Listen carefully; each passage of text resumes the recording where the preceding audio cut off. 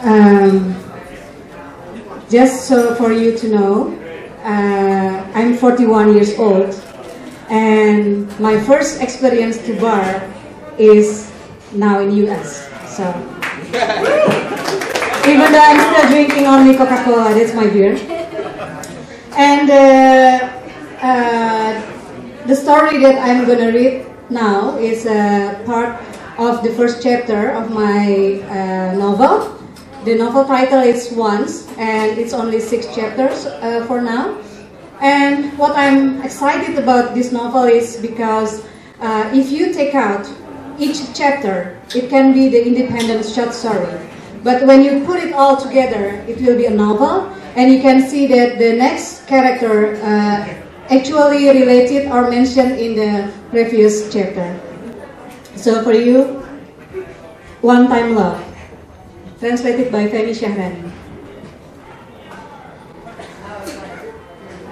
Allah, maafkanlah hingga di usia ini hamba masih mencari makna cinta sejati. Why didn't they meet sooner? Why did time go by so fast? On their last night together, they gazed at each other in front of her room.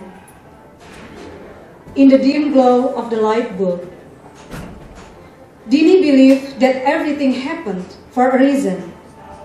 God must have a purpose for everything, including for her meeting with Isam, a Korean guy who always smiled whenever he aimed the lenses of his large camera at her.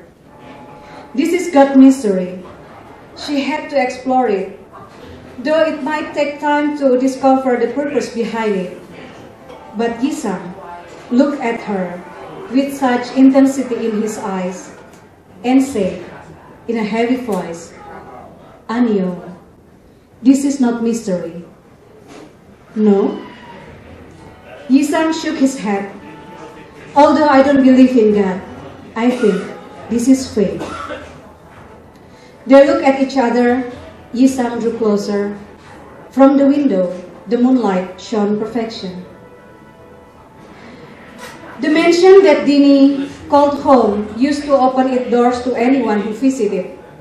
Like when Dini just came home from Korea, the year-long program was a source of great pride for her family.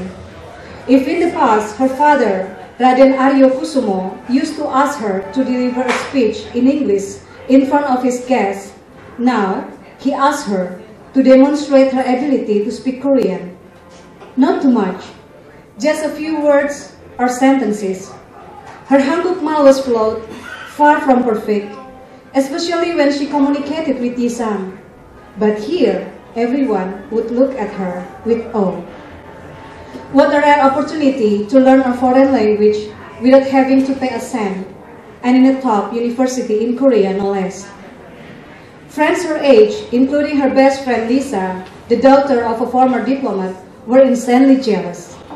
Especially now that the Korean pop culture was sweeping the nation through melancholic television dramas with their gorgeous actors and actresses sending frequent greetings to Indonesian viewers all the way to their little town. But into the 4th month of Dini's return, people stopped coming to that mansion. Her father's pride seemed to vanish as he built tall walled fences that hid their house from view. The fences made their house look like a prison. The neighbors no longer saw Dini's cheerful steps going in and out of the house with her natural exuberance, nor her smile. "We cannot just keep her locked up," whispered the voice of a middle-aged woman. "We can't send her back to our village. You cannot punish her in this way," she sobbed. But the man beside her didn't respond. Their daughter was beautiful, smart, perfect in their eyes. How could she have done such stupid things?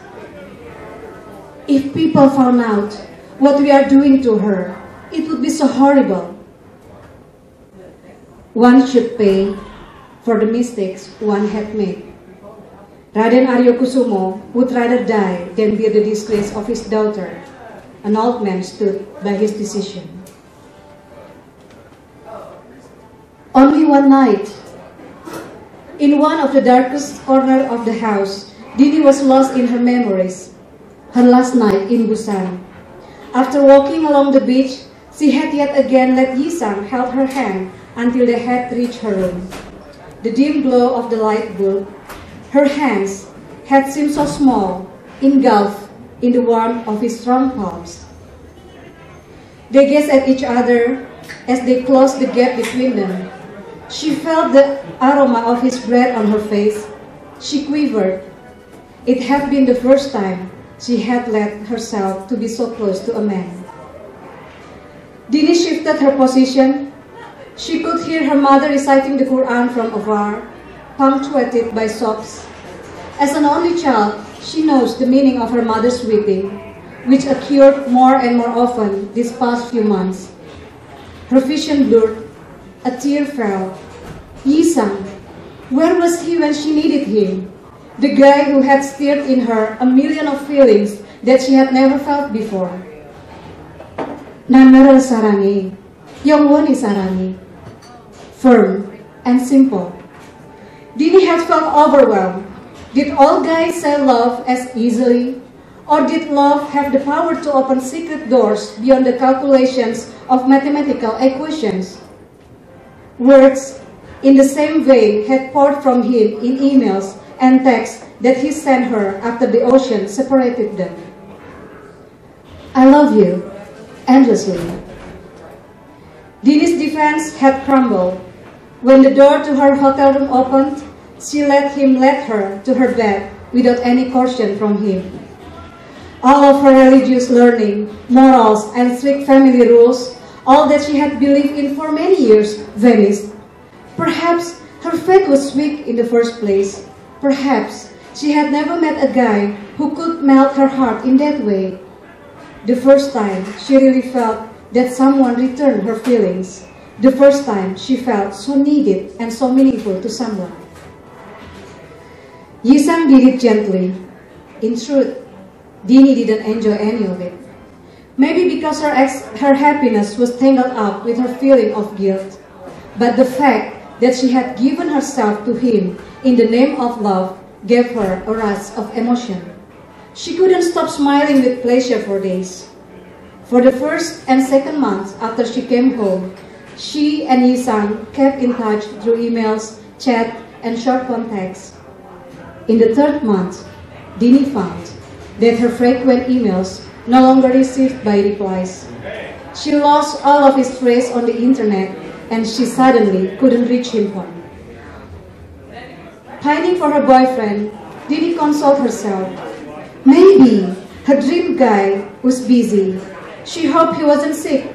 She couldn't imagine losing him, who had painted rainbows in her heart despite their brief encounter.